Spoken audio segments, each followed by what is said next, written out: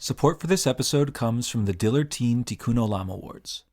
The deadline is approaching for the Diller Teen Tikkun Olam Awards, honoring young changemakers who embody the value of Tikkun Olam, repairing the world. Up to 15 recipients from across the U.S. will receive $36,000 each for their leadership efforts to change the world. Nominate a teen today, or they can apply directly by January 9th, 2025. Learn more at dillerteenawards.org. This is Judaism Unbound, episode 460. Tales of the Unbound, episode 6. You do not have to do this alone. As part of our initiative to expand Judaism Unbound into a family of podcasts, today we bring you an episode of one of our podcasts in that family, Tales of the Unbound. Tales of the Unbound, in its inaugural season throughout 7 episodes, follows the journey of 2 men who pursued Jewish conversion while incarcerated. The season explores themes of identity, conversion, belonging, and Jewish life behind bars. To learn more, you can head to judaismunbound.com/tales, Tales, and also subscribe to Tales of the Unbound anywhere you listen to podcasts. Without further ado, here is Judaism Unbound's Executive Director, Miriam Turlinchamp, with Episode 6 of Tales of the Unbound. You do not have to do this alone. Welcome to Tales of the Unbound. I'm Miriam Turlinchamp. If this is your first time listening, don't spoil it for yourself. Go back and listen to the first episode to best engage with this story. For those who've been with us for the whole story, I'm so glad you're here.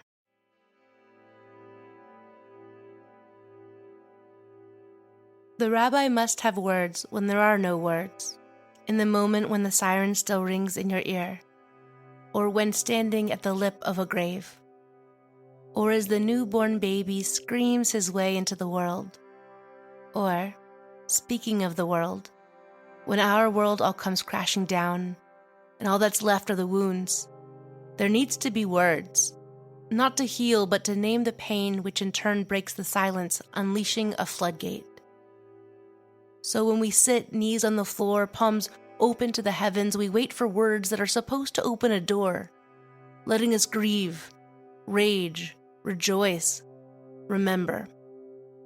But the rabbi is oh so human, just as broken and betrayed as the rest of us, and her words, these words we all know, are just trying their best to hold you in her arms, to quiet your breath, and tell you 2 truths. Nothing will be okay, and you will not have to do this alone. This is Tales of the Unbound, Episode 6. You will not have to do this alone.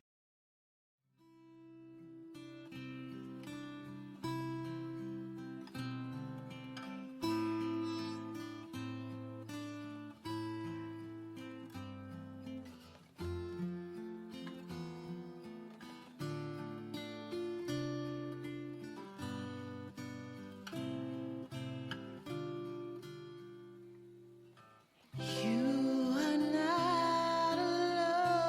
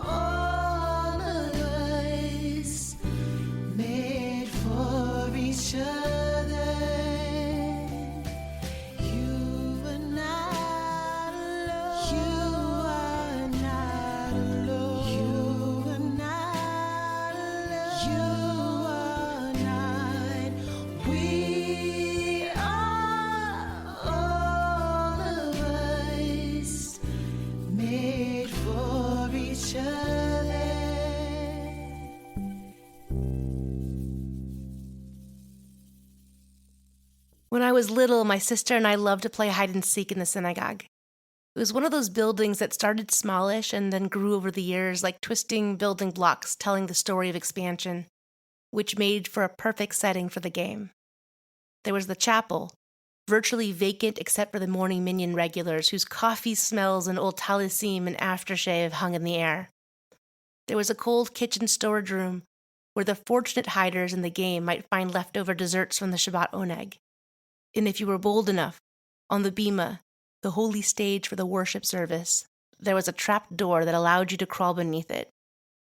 And then there was the hiding spot where no one would ever look for you. The place only I was daring or petulant or nonchalant enough to hide in. The walk-in ark that held the Torahs. I'd wait there, sitting on the maroon carpet surrounded by the gauzy white curtains behind the thick brass gates, the light from the stained glass windows making silver crowns sparkle. Now only in hindsight I realize that this is how I learned that holiness is not something untouchable, separate from our humanity or hidden. And even though I had been taught, "Do not touch the Torah. You'll damage the scrolls. You'll smudge the ink. and implicitly, You're not holy enough." I would, and I did, because being proximate is how holiness becomes internalized. Hebrew came easily to me. The trope, the way we chant Torah, the liturgy of the synagogue always felt like it was of me. I was raised in a bilingual home, and the synagogue was my second language. Being good at synagogue, that's what I called it, made others suggest that I'd make a good rabbi, which I thought was a terrible idea. Part of it was that my mother served as the executive director of our synagogue for 35 years. The synagogue is where we do homework after school, work in our first jobs, and learn the ropes of what it takes to support the back end of a religious institution. I stuffed envelopes, answered phones, tutored in Hebrew, organized the mailroom, and watched how, on the holiest of days, my mom's worry was about air conditioning, police, and tickets. I understood the back end of Jewish organizational life, and it wasn't particularly fun. But of course, it wasn't all work and no meaning. I met my best friends through the synagogue. The clergy were kind, and it always felt like another home. When I was 15, my friend Ellen became very sick. We were young, and so the words that most people had for her were encouragement, kindness, uplift. They brought her books and stuffed animals, and they even got her a new puppy named Lucky. But the rabbi didn't do those things. He sat with Ellen, and they talked about all the hard things, and then Ellen and I would talk about them. I learned about dying through her eyes and through the lens of our tradition. The words of the synagogue prayer service worked for me at that time. They promised me that others had been through this type of struggle before, that God works miracles, and maybe the do-gooders were right. And I got to hear from my rabbi's lips the Torah, which told stories of heartache, loss, and the presence of God. Ellen went into remission, and I went for a short stint to summer camp. And on the day I got home, still rumpled clothes and tangled hair, the phone rang. It was Ellen's mom. "Come now," she said. So he did. Ellen died 5 hours later. The rabbi placed a Tanakh, a Bible, in my hand, bookmarked at Psalms, and invited me to read. Mizmor LeDavid, Adonai ro'i le'achzar. Adonai, my shepherd, I lack for nothing. And then all the adults left the room to talk about what's next. But I was still reading. Binot deshet yarbitzaini, almei minochot yan haleni nafshi yoshvev. In meadows thick with grass you lay me down. Across streams serene you guide me. My life you restore. And I started to think, this is a bunch of bullshit. These prayers won't bring her back. There's no justice, no words. And in the days that followed, the comfort of the words eased me a little bit. But more the people that flowed through the house for the funeral and the Shiva minyan, their presence reminded me of the one truism that made sense. You are not alone. We are all of us made for each other. power wasn't in the magic of words. The power was in the presence of the people who came together to say those words along with me. In my grief, in my rage, in my broken-hearted loneliness, the people sang, "You are not alone." You are not alone.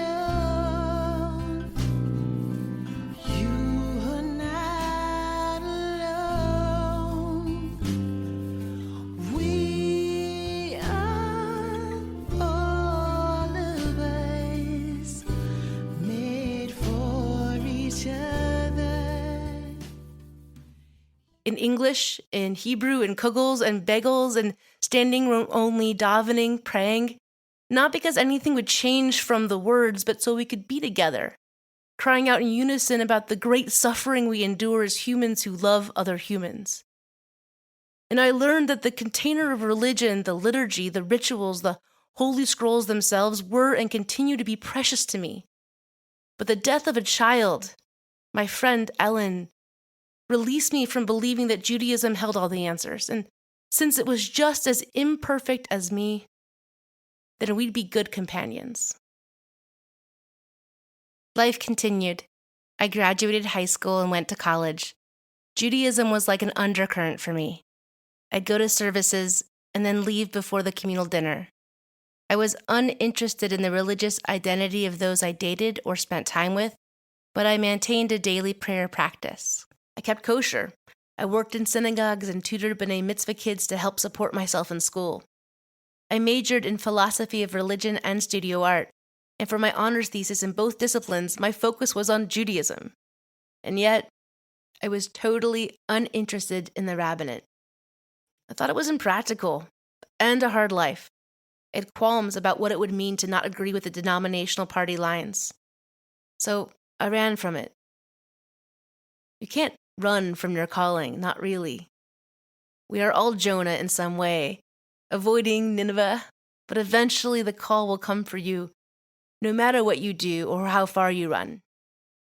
But 20-something Miriam thought she could outrun it. I traveled across the seas to art school in London, and I loved every single second of it. The grueling hours of nonstop painting, the obsession over pigments and glue and proper canvas wrappings, all of the little things felt so big. At the semester mark, my painting, a classical figure, was up for assessment. As the teacher graded the work, he used a brush that he dipped in black oil paint to mark the imperfect places. And by the end, my painting, the figure, was just a mess of black lines. I looked at my teacher, and then at my classmates, and I said, "Bullshit!" Not the art critique, he was right about that part. It was me. I was the one who was full of it, and if I was going to spend this much energy on something, it should be doing what I'd been called to do. I'm an artist, and I have many different mediums. Painting is just one of them. But Torah, too, was a medium that I had set aside. And it was time to stop running. Nineveh, or in my case, the rabbinate, was waiting. I snatched my painting off the easel, tucked it under my arm, and headed out into the street. Funny thing about having a calling is it doesn't just happen one time. Sort of like love at first sight. You fall in love, you say yes, and then if you're really, really lucky, you get to keep falling in love. Keep saying yes for the rest of your life.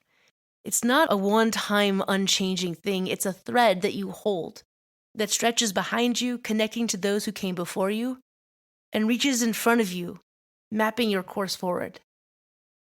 We teach across all organized iterations of Judaism that our power resides in our lineage.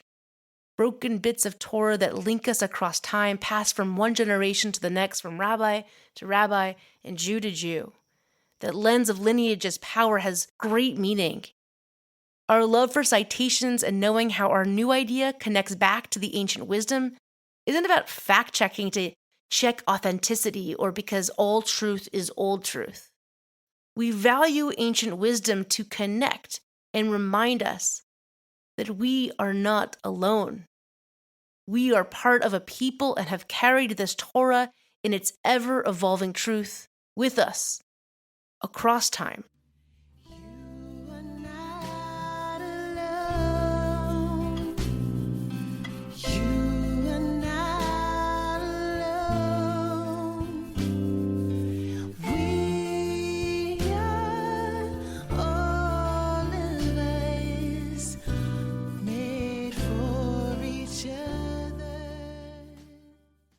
There is no hierarchy in Jewish religious practice.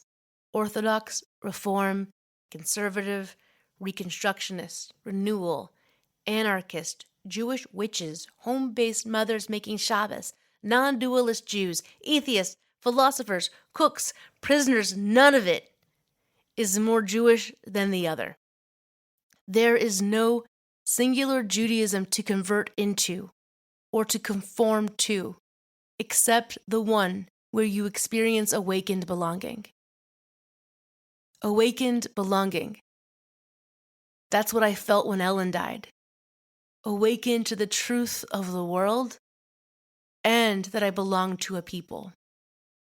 Last year, when Josh called, I had been serving as a congregational rabbi for 13 years. There I was blessed to serve with people who rejoice in creating a space of belonging. We made movies, sold our building, eliminated obstructive financial models. We pulled the Torah out and unrolled it around the temple, used the parchment as a chuppah above children's heads, and gathered all the kids in the school and the adults on Shabbos morning around the Torah on Saturdays as I read from the scroll. "Hold the handle for me," I'd ask. "Do you see this crown on this letter? Touch the parchment, isn't it soft? This is ours." And we can trust each other to hold, learn, and touch the Torah without creating a fence around it. Torah is a holy, precious thing for all of us to enjoy. It was 13 years of using my title, my access, my privilege to share all of the best hiding places, trying my best to model that all of this beauty belongs to all of us.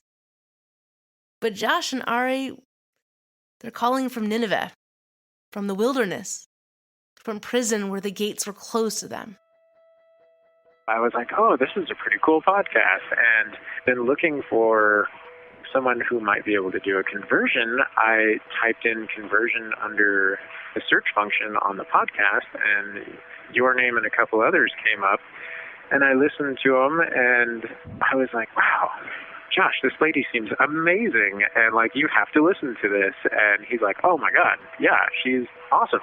And I loved how you guys had talked about not doing gatekeeping and all these other things that were barriers to people from the outside, and how the OG conversion of saying a few minor mitzvot and some of the greater mitzvot, but mentioning that Jews help the poor and all that. It was like, oh my gosh, like, we have to get a hold of her. And we sent an email, and I was like, man, I don't know if this is going to work or not, but we'll see if she writes back. And here we are. I listened to their stories, how hard Ari and Josh had searched for belonging. And then they told me about Amy. Wait, Amy? I had heard of Amy. She belonged to my home synagogue, the place where I'd learned Torah, and about brokenness, and about awakened belonging. I found that many people from my hometown were volunteering and supporting Josh, Ari, and the rest of the Jewish people at Monroe Correctional. Josh didn't know that when he called. I get goosebumps just sitting here talking about it, because you were going to be coming to Seattle, and you were going to be visiting family here. And this is a place that you had roots in, that you've got memories in, and that you've got a connection to. And on a vacation, you were willing to come in to do a conversion. And not just one, but two. And so as we were talking about this, and you were so on board, it was truly a beautiful and enlightening moment as that process unfolded. When I think about the conversion, I have to think about everything in that moment, and reflecting on the total experience of what was being denied to us was now an opportunity. And that's the funny thing about tribes. Everywhere you go, your people are there. After the big conversion day, my partner was waiting in our rental car for me. I knew already that something very big had shifted. So I said, hey, before we start, I've got to record this, because when Josh and Ari emerged from that mikveh, I too was converted. The whole time these guys are bearing their hearts, and you hear the announcements going, right? And the slamming of doors, and it isn't loud in the way jail is loud, right? Like there was a calmness in our space, except for the presence of mirrors and announcements, and everyone's very aware of where their body is in relationship to other people's bodies and all of that. And so the guys came in together, so I was like, okay, so we're doing a joint Beit-Din, which I've never done before. And I thought, well, like, but in Rome. And it was interesting because I think a big part of it for me, I feel like this was really the first Unbound thing I've actually done, of like, does the podcast actually do anything in the world that affects a collective? And I thought there were 3 different sort of audiences in this moment. One was the people experiencing the ritual. One was also like the chaplains who'd been holding space for 7 years for these folk. And then it was the community of other guys who've created their own tribe. But I thought a lot about like, who is this moment for, and who is it changing, and what happens with it. And I don't think that most conversions... I felt like one of the Israelites in the book of Exodus, that moment right after the sea parts. They're standing on the shore looking out at the desert, which looks dry and devoid of life and dispersed from the collective. And then stepping closer, like the Israelites who chose to move forward into the wilderness, found manna and rest and one another. In Monroe, with Ari, Josh, Marvin, and Amy, I reached the end of my participation in Rabbinic Judaism and emerged into Wilderness Judaism. I thought a lot that day about B'nai Lappy's crash theory. All human beings share the same big questions of life. Why am I alive? What happens after we die? Where do I belong? Every tradition comes into being to answer those basic questions. And it does so by means of a master story. If you're Jewish, that's called Torah. And as long as your master story is working for you, you aren't even aware that you have questions. You don't walk around asking, where do I belong? You know. But every story will ultimately and inevitably crash. There are 3 possible responses to any crash. Option 1, you deny the crash, and you revert to your master story, and you hide there, and you build a wall around that story. Option 2, you reject your master story, and you jump off into a new story. And option 3, you take the crash, and you use it to understand your master story, to figure out what works and what doesn't work, and to retell that story, to answer those questions. Who am I? Where do I belong? These are the questions of the wilderness, the ones that continue to call us both to our ancient sources and to our expansive future. The next era of Judaism needs crash rabbis, crash lay leaders, crash guides. Some of us were born in the wilderness, and others, like me, convert into it. On that same trip out west, I visited my childhood synagogue. I went inside the sanctuary, stood on the bima, and I noticed a thin gold cord holding a sign that linked the doors of the ark. It read, Do not open the gates. Alarm will sound.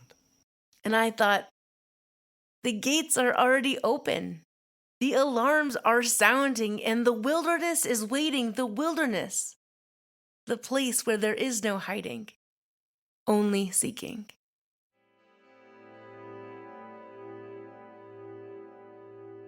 The rabbi must have words when there are no words.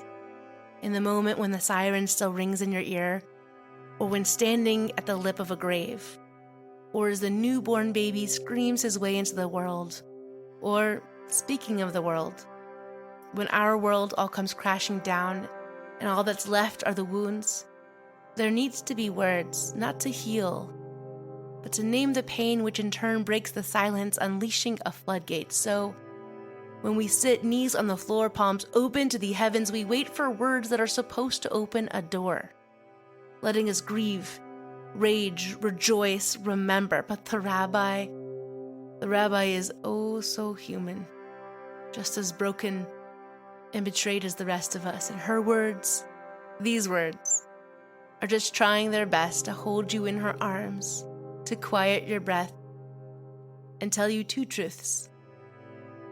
Nothing will be okay, and you will not have to do this alone.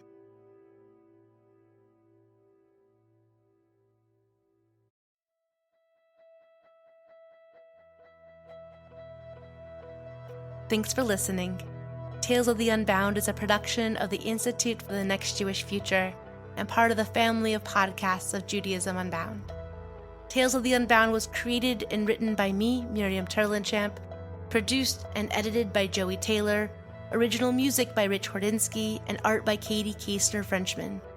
Thank you to Amy and Marvin and all those who serve the Jewish people, and a big, big shout out to Ari and Josh and all the Jewish folks in Monroe Correctional, and all the people everywhere trying their best to do good time. Special thanks to DOC at Monroe Correctional, who allowed access to Ari and Josh. And check the show notes to find out ways you can get involved to support those who are incarcerated and for behind-the-scenes content.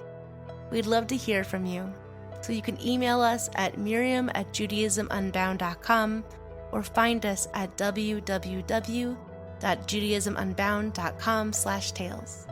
Stay tuned for our next and final episode. Thanks for listening. This has been Tales of the Unbound.